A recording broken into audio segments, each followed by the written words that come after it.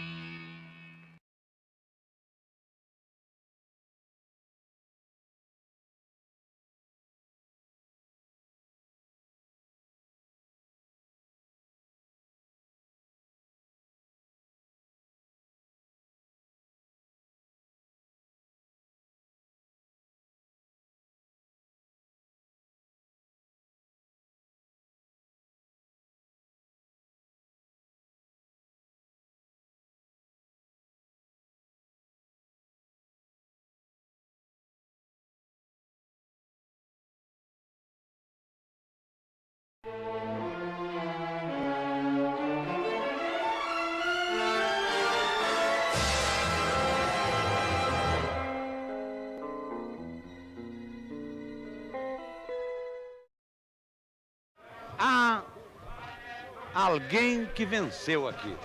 Esta criança que eu tenho nos meus braços. Esta é a grande vitoriosa de tudo isto. Porque os carnavais vão ter agora um conteúdo diferente. Nós vamos brincar, vamos nos alegrar, vamos participar do carnaval e vamos trazer conosco um outro valor dentro de nós, uma outra alegria. Fazer com que esse povo realmente venha se possuir o seu país, usufruir do seu país, construir aqui aquela civilização que está ao nosso alcance, para servir a nós, aos nossos filhos, nossos netos, aos nossos descendentes, como servir a própria humanidade no seu conjunto. O povo brasileiro, se alguém tivesse a oportunidade de perguntar a ele o que ele mais desejaria, é ver o Brasil no outro rumo, oferecendo condições de vida para o seu povo. E como é que pode ser isso? Só através das nossas crianças, que são plantinhas que nós podemos conduzir, preparar, para fazer tudo aquilo que nós não soubemos fazer, não pudemos fazer, e principalmente que não tivemos coragem de fazer. O Brasil daquela natureza, daqueles mares, daqueles campos, daquelas florestas, esse Brasil está morrendo. Aquele Brasil do orgulho da sua gente está sendo entregue, está sendo pisoteado, está sendo engolido pelas potências estrangeiras que controlam os grandes grupos econômicos internacionais. Isto, e as nossas elites estão aí bobalhonas, espertalhonas, desumanas, comprometidas, estão aí entregando todos os dias em nome de um modernismo que é a própria vergonha nacional. Pois vamos cantar este hino que expressa tudo isto. É aquele que eu até no exílio eu cantava naqueles 15 anos de desterro. É uma letra assim, vejam que maravilha. Brava gente brasileira, longe vá, temor servir, ou ficar pátria livre, ou morrer pelo Brasil, ou ficar pátria livre, ou morrer pelo... Me parece que a coisa aconteceu. Aconteceu exatamente porque hoje nesse país já não se engana mais o trabalhador como se enganaram em outros tempos. É chegado o momento, companheiros, de olharmos para frente e vermos o que está acontecendo nessa terra. Diziam que o salário da classe trabalhadora era culpado pela inflação. Arrocharam durante 15 anos do nosso salário e a inflação continua tão alta como estava antes de 1964. A serviço das multinacionais, acabaram com os direitos sagrados que o trabalhador tinha, ou o mais importante, que era a estabilidade no emprego. E a serviço das multinacionais, foi implantado nessa terra o fundo de garantia por tempo de serviço, que só presta para fazer o patrão mandar o trabalhador embora com muito mais facilidade. E basta que a gente veja a situação dos funcionários públicos hoje, quando o governo oferece 30% de aumento e desconta 20%, e os trabalhadores iriam receber 8, não sei o que em cima do salário atual. Basta olhar para frente e ver a situação do lixeiro, aquele que carrega os lixos das autoridades lá no Pacaembu e depois não tem o que comer. Basta ver os motoristas de ônibus que estão se manifestando. O estágio de miséria em que o governo levou todos aqueles que vivem de salário fez com que nesse campo, no dia 1º de maio de 1979, nós vivêssemos um momento maior da classe trabalhadora brasileira.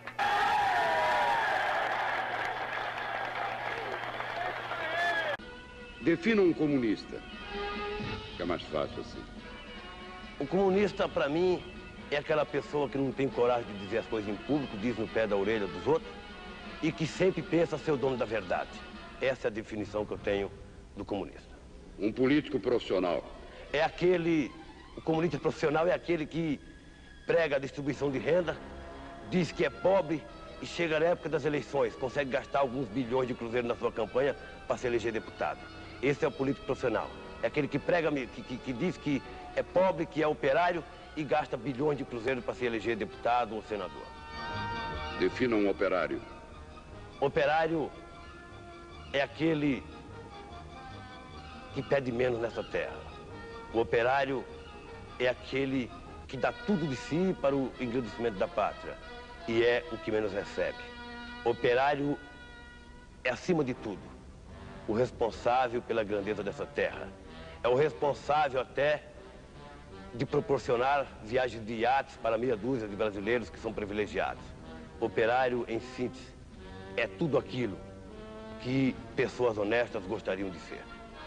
E agora defina um patrão. O patrão é a coisa mais gozada do mundo. O patrão é aquele que também vive chorando, diz que fechou o ano em vermelho, mas que a cada dia que passa a sua fábrica cresce ao ritmo de 30% ou 40%. O patrão é aquele que se diz um coitadinho, mas que em cima da classe trabalhadora.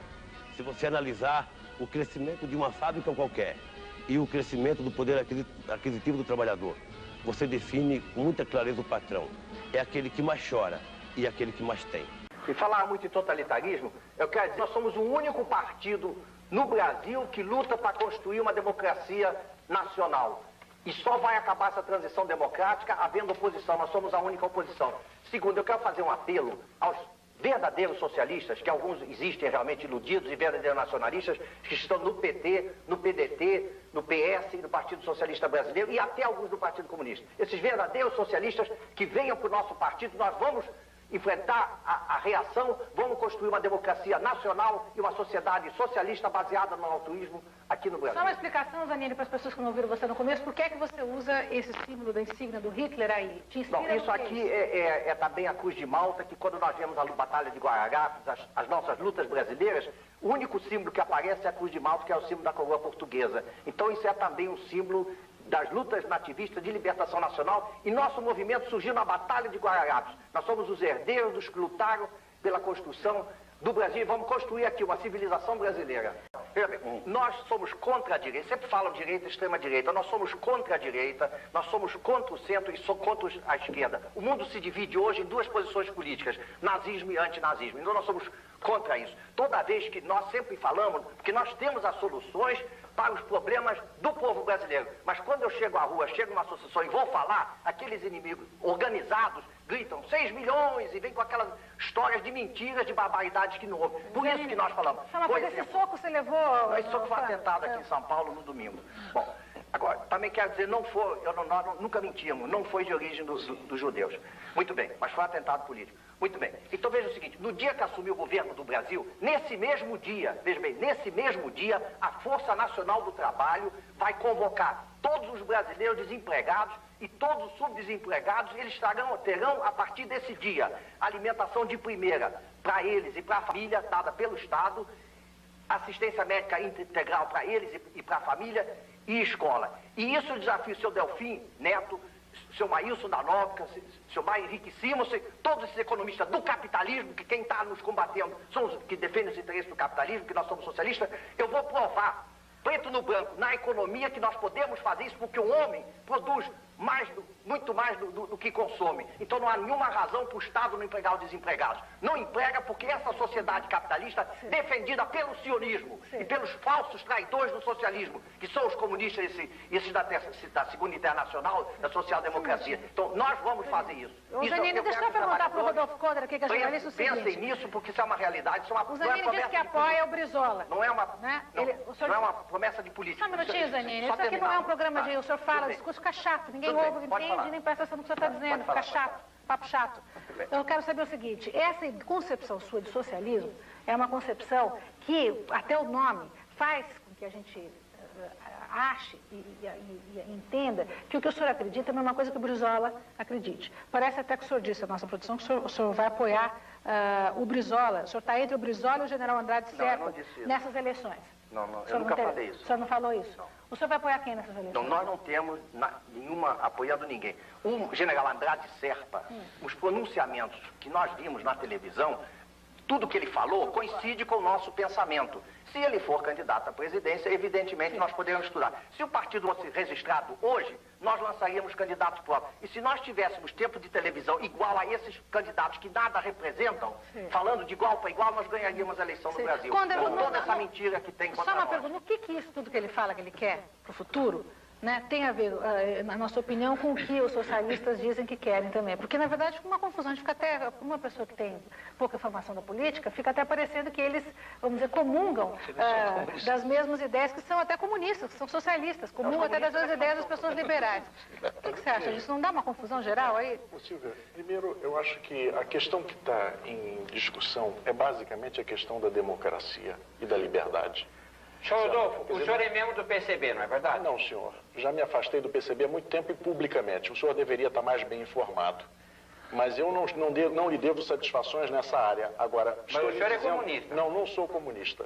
Fico alegre em saber que não é mais. Agora, a questão que está em discussão é a questão da democracia e da liberdade. Sim, por que o senhor acha que o nosso partido é contra a democracia? Até porque eu já lhe disse que não sou comunista. Fico contente de saber. E tenho feito críticas públicas à falta de liberdade e de democracia nos países socialistas. Muito bem pela sua atitude. Agora, do ponto de vista da esquerda moderna, essa solução estatizante, da privatização da essa economia. solução estatizante é uma solução inteiramente obsoleta e, mais do que isso, é uma solução que caminha para o autoritarismo. Por quê? Porque o Estado resolve tudo. O Estado é o pai de todos e resolve tudo e dá emprego para todo mundo. E a liberdade das pessoas onde é que fica? Fica em lugar nenhum, porque num país em que o Estado faz tudo, resolve tudo e sabe tudo, as pessoas não podem divergir do Estado. E é isso que acontece, inclusive, nas ditaduras socialistas, que eu critico publicamente. Meus parabéns. Tá certo? Eu sou inimigo de todas as ditaduras. Agora, o que o senhor se baseia para dizer que nós somos contra a democracia? E o que o senhor se baseia no nosso...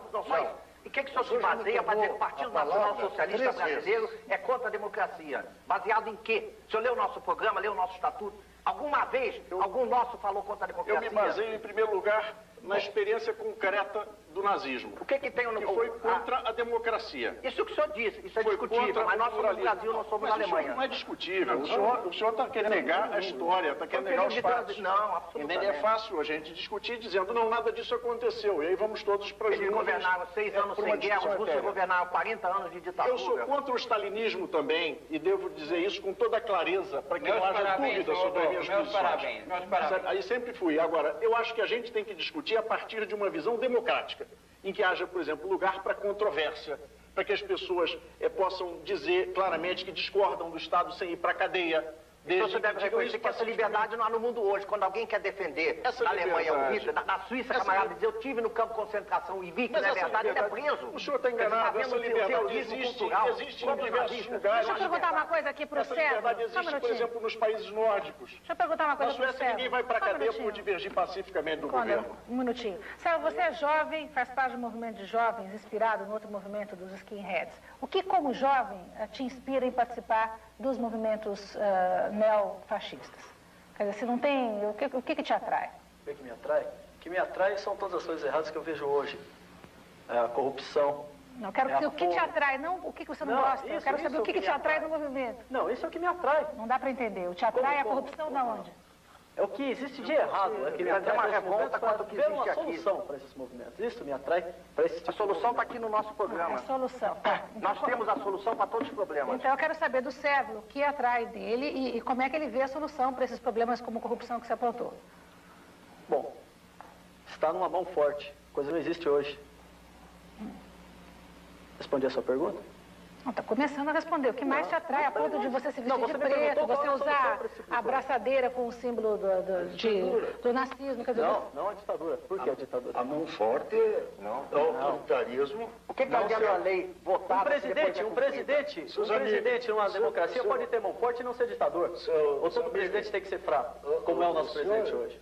2 anos, que faz parte do grupo Skinhead, que aqui no Brasil se chamam os carecas, né, do subúrbio, é uma versão brasileira do Skinheads, desse movimento, um movimento europeu, e que ele faz parte, então, desse partido, que não chega a ser um partido, porque não está registrado, né?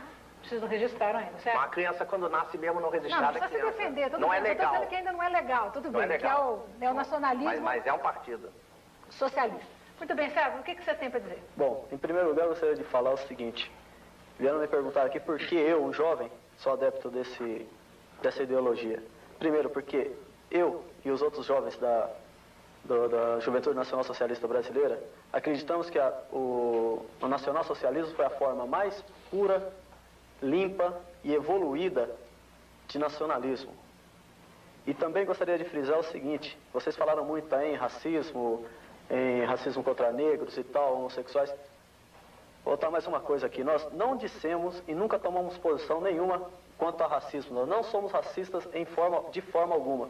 Muito menos nós do PNB, quanto os carecas do subúrbio ou do resto do mundo. Acontece o seguinte. Homossexuais e judeus. Bom, homossexuais contra judeus eu não tenho nada. Cada um, certo? Eu não tenho nada contra judeus. Eu só tenho contra as mentiras que são pregadas durante 45 anos, só isso. Agora, o que nós estávamos falando sobre o racismo, né? Bom, já falei que nós não somos racistas e tudo isso aí. Então, acho que é só, não tem mais nada para falar. Bom, quando a União Soviética invadiu a metade oriental da Polônia, em 1939, logo em seguida, os soldados a mando de Stalin fizeram a chacina de Katyn, onde mataram 5.500 oficiais do exército polonês. Até há meia dúzia de semanas atrás, os comunistas do mundo inteiro atribuíam essa chacina a Hitler, ao exército alemão. Somente há cerca de um par de semanas, o porta-voz da presidência da República da Polônia Comunista reconheceu oficialmente que foram os soviéticos que mataram os 5.500 oficiais poloneses. Ora, naquela ocasião, quando os alemães descobriram isso, chamaram médicos e juristas de países neutros para fazer uma perícia no local. Essa é a rodada final, o seu tempo já esgotou, você tinha que aproveitar para dar um recadinho final sobre o que você acredita, o que você quer, mas... E quanto a esse mito do Holocausto, por exemplo, lá em Birkenau, disseram que havia uma valeta com 6 metros de profundidade onde eram queimados os cadáveres de judeus. Bom, ora, está provado que o lençol de água lá só tem de 45 a 60 centímetros de profundidade abaixo do solo, porque aquilo está construído num pântano. Então, nesse mito do Holocausto, há uma série de falsidades. Eu só vou tentar reduzir o que ele falou durante o programa. Basicamente, o Anésio não acredita, ele não se considera antissemita, mas na verdade, ele não acredita que houve todo o massacre contra os judeus. Ele acha que, na verdade, tudo isso foi balela, mentira, fabricada pela história. E outra coisa que ele é absolutamente contrário aos comunistas, e ele acha que o movimento nazista está se fortalecendo aqui, pelo menos na opinião dele, para se contrapor aos movimentos. Nós não somos nazistas, nosso grupo não é nazista. Em concordar em que haja uma investigação e uma apuração assim imparcial, não vejo nenhum motivo para que se recuse a verificar a verdade. Quem acha que está com a verdade não deve temer que ela apareça. Mas o senhor acha que o Tribunal de Nuremberg não foi autêntico? Não, de jeito nenhum. O Tribunal de Nuremberg apresentou um monte de depoimentos obtidos mediante tortura. O senador McCarthy dos Estados Unidos declarou que essas declarações escritas e assinadas apresentadas no Tribunal de Nuremberg a esse respeito foram obtidas mediante tortura dos órgãos genitais, dos culhões, dos pobres coitados dos alemães que tiveram que assinar isso sob tortura. Os testículos deles foram torturados, a parte mais dolorosa do corpo humano.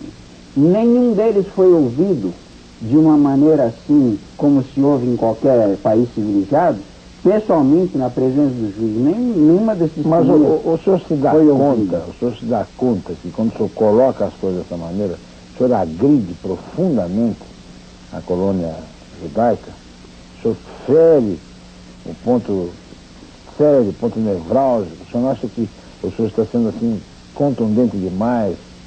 O senhor está radicalizando demais? Porque isso atinge ao centro das famílias, dos que perderam gente na guerra.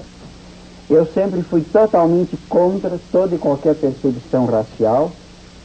Sempre tenho declarado nos últimos anos que os países civilizados, como França, Inglaterra, Estados Unidos, Bélgica, Holanda, Brasil, Argentina, etc., deveriam ter recebido de braços abertos todos os israelitas que foram perseguidos por motivos raciais durante a guerra e antes da guerra lá na Alemanha e nos países ocupados pelos alemães. E sempre louvo a atitude do generalíssimo Franco da Espanha, que salvou 40 mil israelitas da perseguição nazista, dando passaporte espanhol a todos os sefardistas que o pediram, que eram os descendentes dos judeus que tinham sido moradores na Espanha há 500 anos atrás. Agora, quando o senhor coloca esse tema, por exemplo, que você vê sendo abordado, que a imprensa deu grande destaque, e envolve, inclusive, compromete, inclusive, a figura do senador Suplicy, nessa campanha toda, essa coisa toda, o senhor não acha que é uma prática injusta, porque no Brasil nós procuramos viver harmonicamente com todos os povos para que venham, para todos aqueles que aqui vivem? O senhor não acha que esse estilo de certa forma, de discriminação pega mal? Eu acho que todos os povos que vivem no Brasil e no mundo devem viver fraternalmente como filhos de Deus, amando-se uns aos outros como a si próprios, como manda o Evangelho. E acho que o povo israelita, de maneira especial, tem um direito todo especial a Israel, porque é o único povo do mundo que recebeu diretamente de Deus uma terra. Está no capítulo 32 do Êxodo, Deus deu a terra de Israel aos judeus, e todos devem respeitar isso. Tudo bem. Agora, como é que ao mesmo tempo o senhor desqualifica o Tribunal Nuremberg? O Tribunal de Nuremberg condenou assassinos, condenou criminosos, torturadores bárbaros. No Tribunal de Nuremberg, os alemães foram acusados de ter matado os oficiais poloneses em Katyn e em outros lugares, né? E hoje o governo soviético reconhece oficialmente, o governo russo agora reconhece oficialmente que foi o Politburo do Partido Comunista da União Soviética que mandou fazer essa chacina, dando um tiro na nuca em cada um de cerca de 20 mil oficiais poloneses. Mas no Tribunal de Nuremberg eram acusados os alemães. Por aí, deixa eu ver que tipo de tribunal havia ali. Total falta de imparcialidade. E os dois jovens, vocês estão assim de acordo com o que ele está pregando, colocando? Há inclusive essa discriminação com relação a pessoas que vêm de outros estados da federação, como nordestinos, etc. Como é que vocês estão envolvidos nesse negócio todo? Olha, seria meio difícil a gente estar de acordo com o que a imprensa colocou, dizendo que nós somos racistas contra os nordestinos, contra os judeus. No grupo mesmo, no nosso grupo Careca do ABC, 90% é nordestino e negro. Então, quer dizer, é ridículo essa posição. E por que essa violência toda? Por que vocês optaram por essa violência? Não, a gente não usa de forma alguma nenhum tipo de violência. O que está acontecendo? O que está acontecendo é que a gente foi mal interpretado pela imprensa. Não tem havido choque? Não.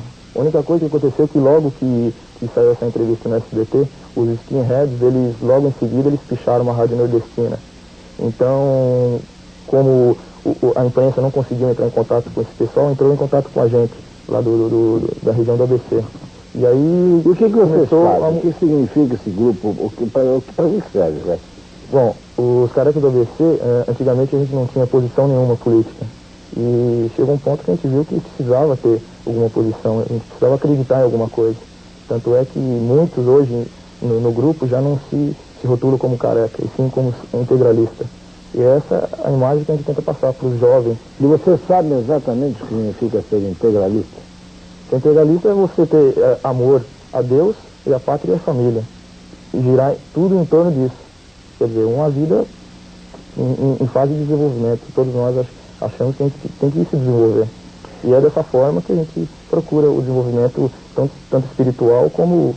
Vocês têm estudado, têm analisado, têm feito reuniões, têm debatido com pessoas, com personalidades para ajudar vocês a entenderem tudo isso? Isso, todo fim de semana, a gente, juntamente na nossa sede, a gente procura ter palestras, e nessas palestras, de uma forma democrática, a gente debate o que é certo, o que é errado.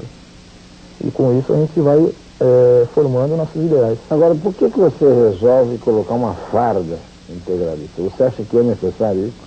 Para diferenciar das pessoas, né? Como está vendo toda essa confusão por a gente usar o cabelo curto como dos skinheads, a gente está começando agora a usar a farda que em 1932 o pessoal usava. Agora, você conheceu o movimento dos revolucionários de 32? Em 32 não.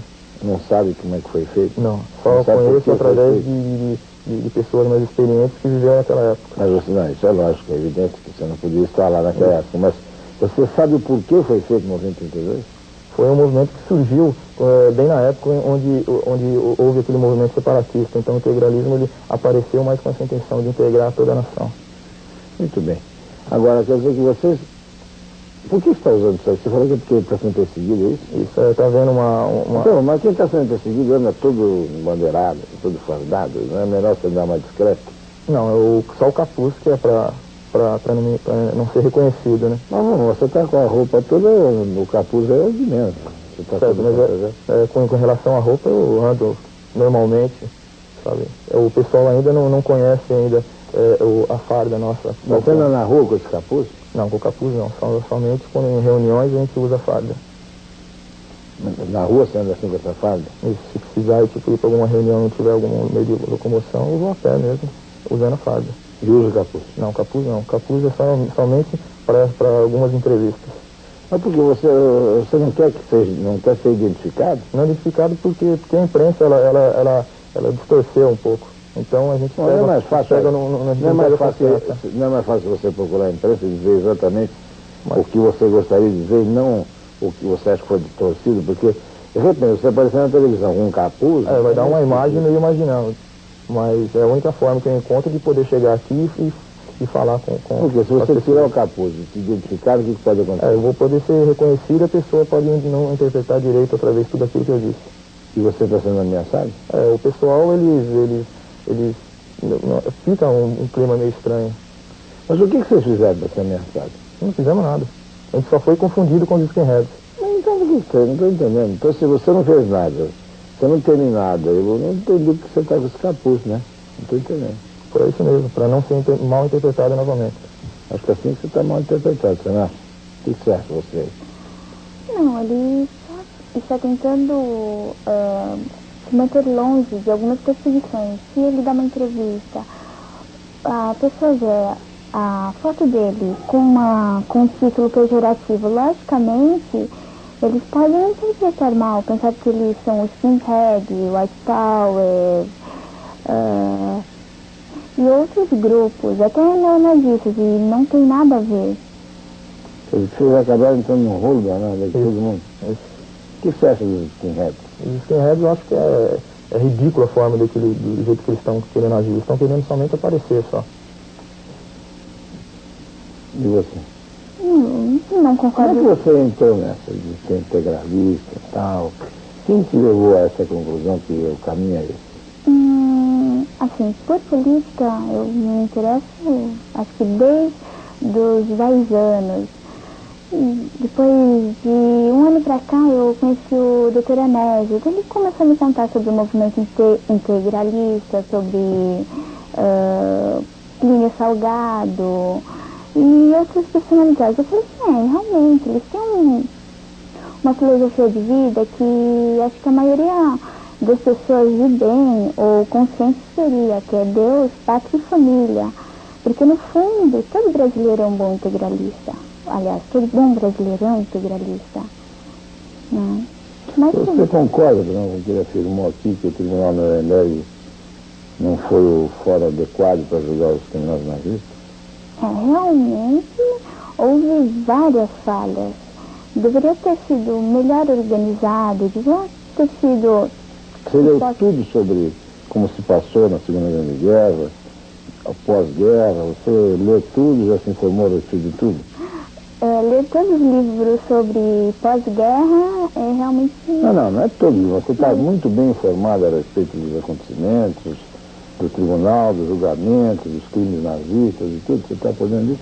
Sim, pelo menos eu sempre me interessei por isso, sempre tentei ler livros, até jornais.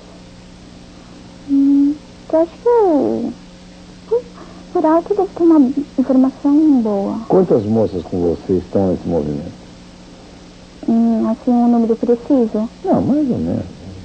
Eu não sou IBGE, né? Não estou fazendo referenciamento. Só queria saber o universo disso tudo. Há várias moças, como há várias senhoras, há vários rapazes. Mas vocês querem resgatar o que exatamente? Não sei se é bem resgatar, né?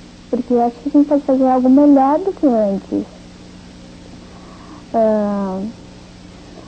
Só queremos pregar Deus, Pátria e Família. Como é que você sente hoje a nossa atualidade? Como é que você vê a nossa sociedade? Como é que você vê hoje o país? O país está mal organizado, mas pelo jeito estão fazendo alguma coisa para melhorar. A nossa sociedade, eu acho que eles fugiram da escola, realmente.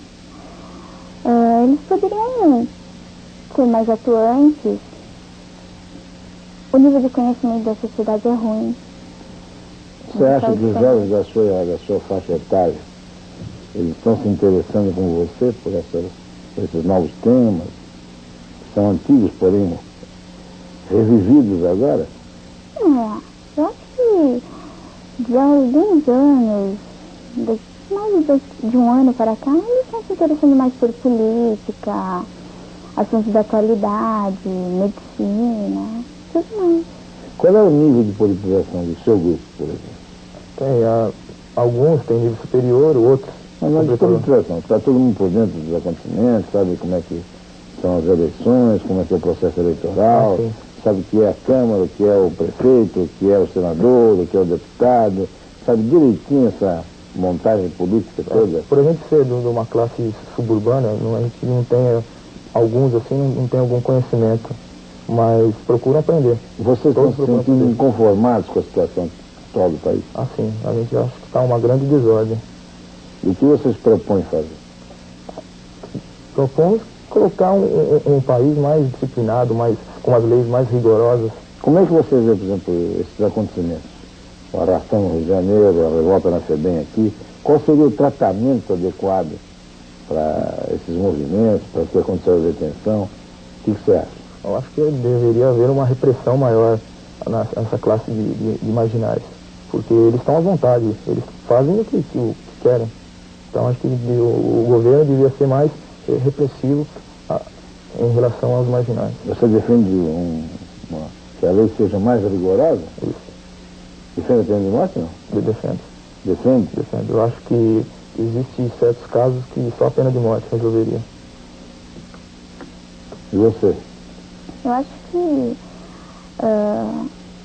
tudo bem, de imediato poderiam reprimir, mas sem violência, né? Conversando, com bastante diplomacia. Mas em primeiro lugar, eles deviam dar um mínimo de educação. Porque se eles estivessem estudando, se orientando, tendo uma boa educação, uma boa alimentação, bons cuidados médicos, não tendo uma família que fosse de bandidos ou coisa parecida, com certeza eles não andariam por esse caminho. Ninguém com uma inteligência razoável iria querer ficar pela rua. E você, com relação a esse problema de arrastão, esses problemas todos que estão por aí, você defende também como ele um rigor maior por parte das autoridades? O que você pensa? Podiam pegar essas crianças de imediato e colocar num colégio tipo de freiras ou padres, para ter uma boa educação lá e bons cuidados. Com certeza eles, aos poucos, podia ser que alguns com certeza se revoltassem, né? Mas aos poucos eles vão perceber que esse é o caminho melhor. Quantos discípulos como esse o senhor tem? Bom, nós somos no momento 5.000 associados. Mas eu acredito que dentro de um ano mais ou menos nós vamos conseguir o nosso ideal de uma ordem social cristã, o Estado cristão, ensinamento da religião em todas as escolas, para ensinar os deveres, para acabar com essa onda de criminalidade agora, nas novas gerações. Sendo cristãos, como é que o senhor vê a defesa da pena de morte, como ele acaba de dizer? No novo catecismo, elaborado pela Santa Sé, está escrito que a pena de morte é perfeitamente de acordo com a religião católica. É a defesa da sociedade. Na guerra não se mata para defender a pátria e o país? Com maior razão matar o inimigo interno, às vezes, quando é necessário. Com muito maior razão. Muito mais importante matar certos inimigos internos do que numa guerra. Muito bem, senhor. Muito obrigado pela presença, muito obrigado pela presença de vocês. Como viram, nós temos aí um problema.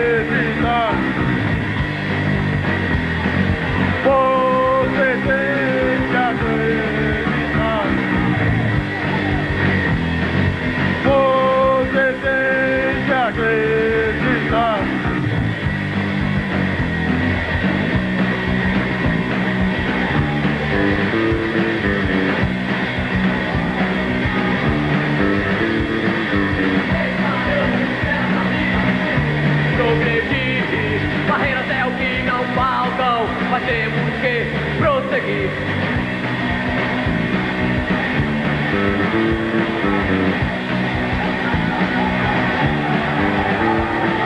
Se vira e mexe, há problemas para conviver. O espírito de luta é forte, te ajudará a vencer.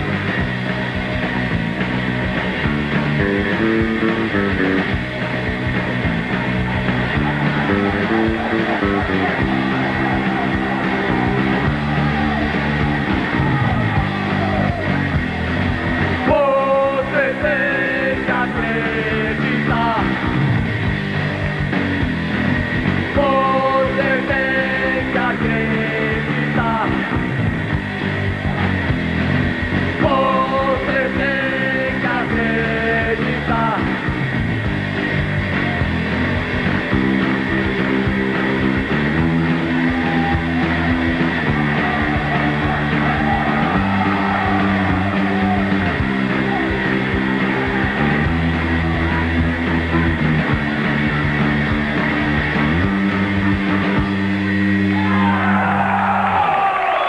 É isso aí, deixa eu falar um pouco aqui com o Vírus 27. Quanto tempo existe a banda? A banda desde 1982. Já mudou muitos integrantes, certo? Mas a banda continua com a mesma raiz. Tá, agora quando você fala a mesma raiz é assim, pelo que a gente estava conversando antes, vocês não têm uma vinculação direta com os carecas do subúrbio, não é isso, né? sabe o que acontece? A banda, já falei, abrange o contexto patriotismo e social. Seja qualquer facção que adira nossas ideias, automaticamente vai gostar da nossa banda. Muita gente polarizou, depois do começo do fim do mundo, Caneque e os caras, por circunstâncias. E depois foram manobrados pelos integralistas e tudo mais. No começo, esses caras não tinham conotação de nazistas, né? Era apenas mais uma gangue atuando na cidade. E a partir de 84, 85, que começou a ter uma conotação mais nazista mesmo. Com alguns teóricos nazistas doutrinando alguns dessas gangues, alguns membros dessa gangue, tornando os caras generais, né, para fazer aquela coisa mesmo militar. Assim, eu gostaria de demonstrar a minha indignação, porque, olha, a gente está aqui simplesmente por culpa da imprensa, tá? Peraí, esse cara que perguntou agora sobre esse negócio de sub-raça, pô, não sei, é estúpido. Pô, a televisão já contou tudo. Azul. Não, só queria falar assim, a dúvida que as pessoas têm é exatamente porque a informação que as pessoas têm são informações que chegam desse nível, né? E os carecas estão aqui exatamente para mostrar isso. Exatamente. Tudo bem. Eu acho que a imprensa devia ter um real compromisso com a verdade, tá? Porque essas ideias todas que a gente está sendo vítima, eu mesmo, na minha casa, o pessoal tá, na minha rua, lá no meu bairro, o pessoal tá perguntando se eu sou nazista. Não tem como, negro. Sabe? Não mas na verdade é desinformação. É por isso que a gente está aqui conversando para deixar as coisas claras, não é? Quem começou tudo isso foi o repórter, o colega de vocês, aquele repórter lá que faz o... Colega de trabalho, né? A mesma coisa que falar que todo mundo é igual em todos os lugares, que não é verdade. Ok, bom...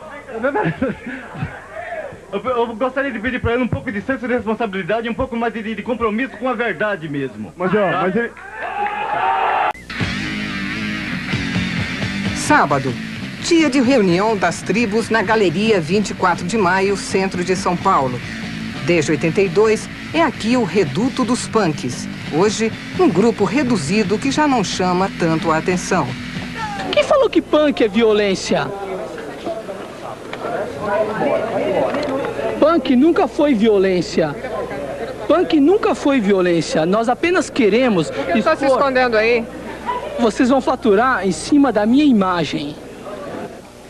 O discurso dos punks, que já fizeram parte do PT, quando consideravam um partido mais radical, continua anarquista. Nem Deus, nem Estado, nem patrão. O povo e a autogestão. Mas a fúria do movimento abrandou, e muito. Em parte por causa das brigas entre as gangues. Em parte por causa da repressão da polícia. Quando um policial chega em você, o que ele quer? A primeira coisa é droga. A primeira imagem que eles têm do punk é que é drogueiro, entendeu? Já chega procurando droga, a repressão parte a partir disso aí. Isso não é verdade? Não é verdade. Punk é consciente, mostra a realidade, a coisa nua e crua, do jeito que ela é. Que quem usa droga se alienia, certo? Não cai na realidade, entendeu? União. Essa é hoje a palavra de ordem dos punks que tentam reacender o movimento, lutando contra o sistema e contra os falsos punks de boutique.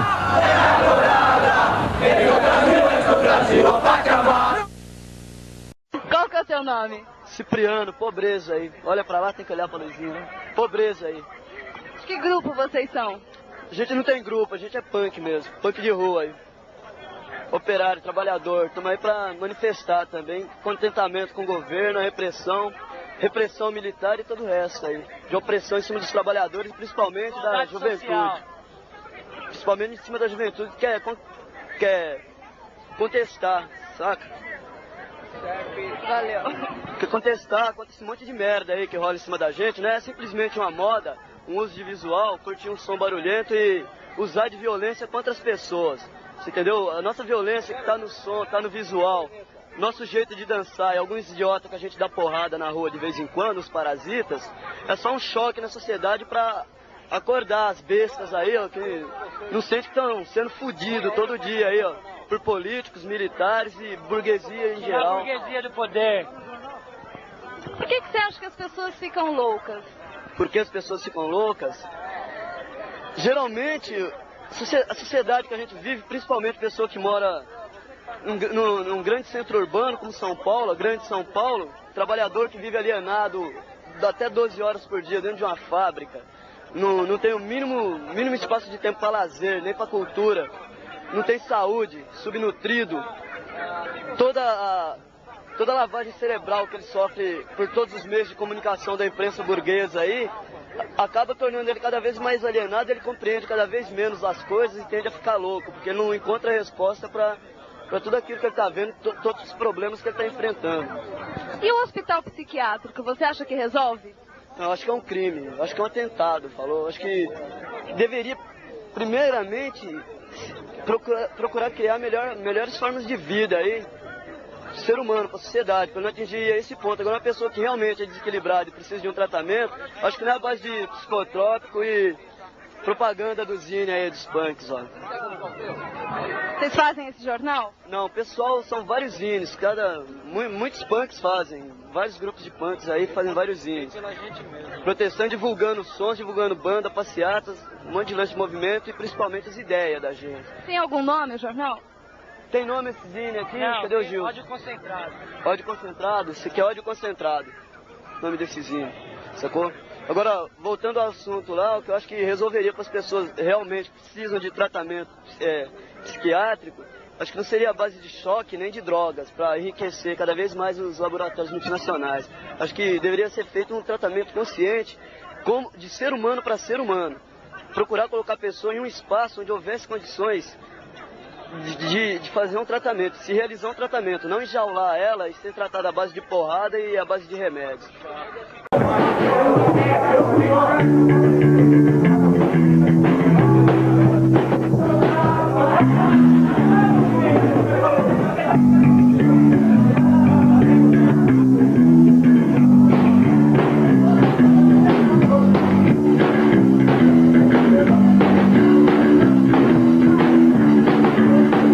Você tem esses dois machados? Tem. Tatuados?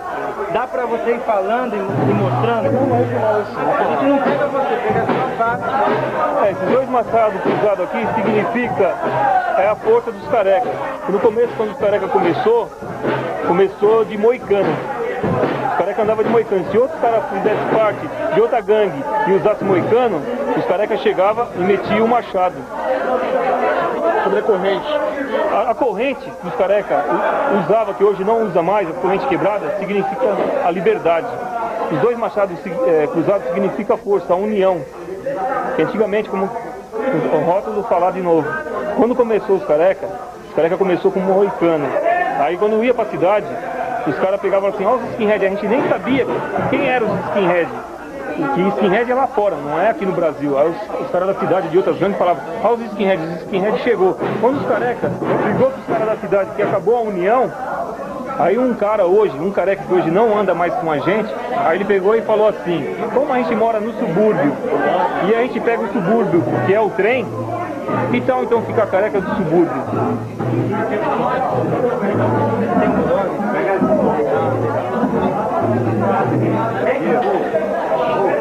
Quais são os significados dessas tatuagens?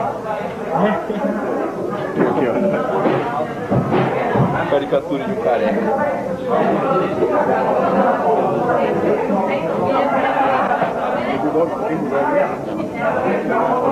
Alguém tem bulldog aí no corpo? Opa! Aí eu vi que eu vou... Esse aqui é o símbolo dos carecas. O machado e depois o bulldog. Por isso que tem CS. CS significa carecas do subúrbio. O machado aqui, ó. Bandeira com dois machados cruzados, aqui é a cruz céltica, é a cruz dos White Power, o símbolo dos White Power, só que aqui está queimando. Mostra o bulldog agora. Ela está quebrada e está queimando essa cruz. Pode ver porque está destruindo aqui, ó. Ele e o careca aqui está pisando nela também, aqui do lado. Esse aqui é o bulldog, né? O bulldog é um símbolo de força, né? A força é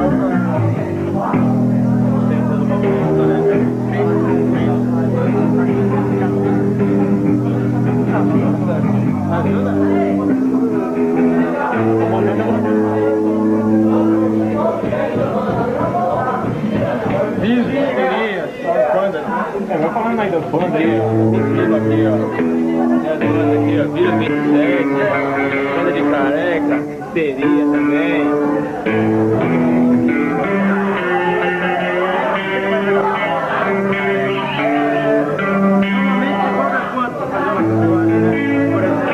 Aqui em São Paulo existe um movimento anarco-punk, que se chama anarco-punk. Não, mas que tem uma ideologia parecida com o que vocês falaram, só que é um grupo fechado, vamos dizer assim, fechado não, mas é um grupo que existe por si também. Eles mantêm relações com vocês? Intercâmbio, troca? Mantemos todos eles. Conhecemos todos, andamos juntos, participamos juntos de manifestações, passeatas, editamos zine juntos, A gente somos punk, somos jovens, unidos e não há desunião no movimento, entendeu? Não pode haver. Então vamos lá, vamos começar a conversar aqui com as pessoas. Fala, garoto. Eu queria saber qual a rixa de vocês com os carecas. Não há rixa com careca, com punk. Mas isso é coisa de televisão, de coisa. A gente não... Eles são jovens, como vocês são, como nós somos. Se o barco afundar, cara, vai afundar todo mundo junto, entendeu? Somos todos somos os jovens, todos temos que lutar pelo mesmo ideal, entendeu? Não, isso está certo. Só que, na verdade, só o fato de ser jovem não faz com que todos sejam iguais. Não, quer dizer, existem diferenças. Se não existirem diferenças entre os carecas e vocês, tudo bem, mas não é o fato só de ser jovem. Não, nós não somos iguais, nós somos anarquistas, os carecas são nacionalistas. Mas em termos de briga, isso é molecagem, isso é coisa de moleque, isso é coisa do passado, coisa que aconteceu, que a gente era moleque, a gente somos conscientes, nós não procuramos brigas, entendeu? Agora, se bater num lado do meu rosto, eu não vou dar outro, pode ter certeza, entendeu? Isso é de todo ser humano. Inclusive nós fizemos um programa com os carecas, não sei se vocês viram. Assistimos. E os carecas se posicionaram exatamente da maneira que vocês estão falando. Os carecas, não os white powers, que ficou... White power, não, nós não temos nada a ver com white power, nós não gostamos, não nos assemelhamos a ele. Outro membro da velha guarda de simpatizantes do nazismo é o paulista Anésio Lara de Campos Júnior. O uniforme verde não deixa dúvidas. Ele é um saudosista das milícias do integralismo da década de 30. As milícias eram comandadas por Gustavo Barroso, o maior escritor antijudaico que o Brasil já teve. E o integralismo é uma antiga doutrina política inspirada no fascismo. Eu, pessoalmente, não acredito que tenha havido qualquer judeu morto em qualquer câmara de gás, em qualquer campo de concentração alemão. Eu não acredito. Porque as câmaras de gás eram só para matar piolhos, nunca havia nenhum ser humano dentro dela. Eram só para matar piolhos. A tendência dos judeus foi inventar um suposto holocausto de milhões para receber essas indenizações da Alemanha em benefício do Estado de Israel. Nos últimos tempos, a velha guarda dos simpatizantes do nazismo tem se aproximado dos grupos de jovens radicais, como é o caso dos carecas do ABC. Eles são, na maioria, filhos de operários do grande ABC, que formam a gangue de rua mais violenta da região. Seu Anésio, o que identifica o senhor e os carecas? O senhor entrou para o grupo também? Não. Todas as forças nacionalistas do Brasil devem unir-se pelo bem da nação, pelo bem da pátria, contra o comunismo e todos os inimigos da pátria, para que haja um Brasil unido, grande e livre. Os carecas do ABC são a versão abrasileirada dos skinheads. Eles têm uma postura militar, são contra as drogas e se dizem conservadores em todos os sentidos. Os carecas defendem o nacionalismo radical. Na prática, isso significa que eles pregam uma verdadeira cultura de ódio a tudo aquilo que representa o outro, o diferente em termos étnicos e culturais. Pelo fato de que nós somos nacionalismo, nós somos estritamente contra os comunistas e contra os judeus, contra as colônias de estrangeiros, colônias europeias existentes aqui no país, porque eles negam a nossa raça, eles negam a nossa cultura. Força nacionalista pela soberania nacional. Brasil acima de tudo e abaixo de nada. Inimigos da nação, tomem cuidado, o nacionalismo está chegando. E nós seremos o braço armado do movimento nacionalista aqui no Brasil. Nós seremos como tipo uma guarda republicana. Você é bem parecido com a guarda republicana do Saddam Hussein. Vocês elogiam a violência. A violência, vocês acham que é o caminho para transformar tudo isso que vocês falaram? Não é, eu acredito. Violência não muda nada, cara. Apenas piora. Mas a gente tenta impor. Que nem no 1º de maio, a gente foi fazer a passeata lá, a favor dos trabalhadores, dia 1º de maio, um dia sagrado pra gente, totalmente pacífica. Na hora que chegamos na Praça da Sé para ir embora, os caras da CUT chegou e agrediu a gente. Violência gera violência, não dá pra você evitar. Aquele 1º de maio foi uma briga com a CUT? Com a CUT. E por quê? Como é que começou? A gente passou com a bandeira do Brasil, ele chamou a gente de nazista, de fascista, eles falaram, agride eles. Os caras da CUT lá que estavam lá no palanque, chegou e fala, cata eles. E a gente podia fazer o quê? Agora, mais ou menos, estava esperando a gente já que estava com taco de beisebol. Tanto que, seguinte, quando a gente teve confronto com eles, a polícia foi pegar a gente, tá ligado? Eles aproveitaram e bateram na polícia também. Eles agrediram a polícia, como tem uns policiais lá, que foram agredidos, mas não foi a gente que agrediu os policiais, saiu na mão com eles também. Mas eles aproveitaram da situação e agrediram os policiais. Agora, não é estranho que um partido que tenta trabalhar com os trabalhadores. Você acha que também é um pouco da confusão que a gente estava vendo aqui, que a sociedade tem em relação a vocês? Que é uma coisa de ver e achar que, pô, como a imprensa está divulgando, white power, skinhead, não sei o quê, as pessoas confundem um pouco? O sensacionalismo, né? Muitos repórteres querem buscar isso, né? Por isso que a gente tá sujo, a gente divulga, né? Perguntaram como a gente divulga as ideias, né? A gente faz protesto e tenta, através da imprensa, certo, jornal e tal, divulgar as ideias da gente, só que é sensacionalismo. O pessoal vê violência na gente, o que acontece é isso, então acaba divulgando as ideias erradas, né?